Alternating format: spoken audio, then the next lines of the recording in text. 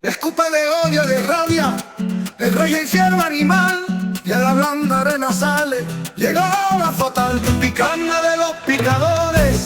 Al toro Alberto la será, el ole de la muchedumbre, retumban en el corral, el rojo lo llama, ante el rojo furioso rama, por el costado sangre derrama, sangre de fuego y llama, en el medio el matador, flamea su capa victoriosa, el toro remete envilecido de dolor, el matador paciente espera y apunta con serena y tu certera, el toro una y otra vez arremete.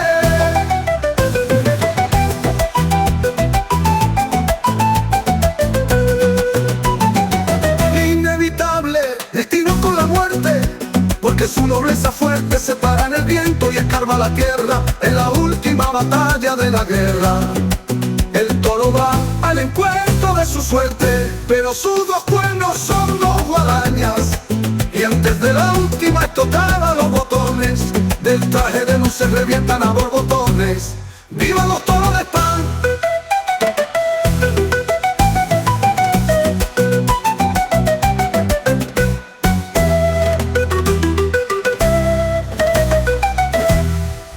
¡Viva los toros de España!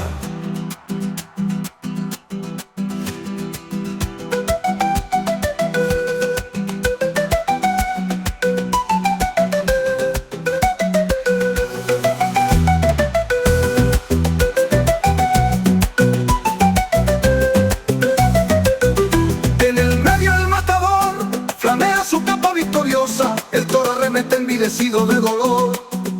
Sangre de fuego y llama, sangre de fuego y llama, en el medio el matador. Flamea su capa victoriosa, el toro arremete envilecido de dolor. El matador paciente espera y apunta con serena y tu certera. El toro una y otra vez arremete, inevitable destino con la muerte, porque su nobleza fuerte se para en el viento y escava la tierra. El matador paciente espera y apunta con serena y tu certera. El toro una y otra vez arremete.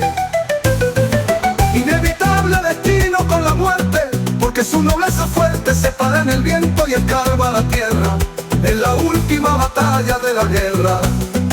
El toro va al encuentro de su suerte, pero sus dos cuernos son dos guadañas, y antes de la última tocada los botones del traje de luz se revientan a borbotones. ¡Viva los toros de pan!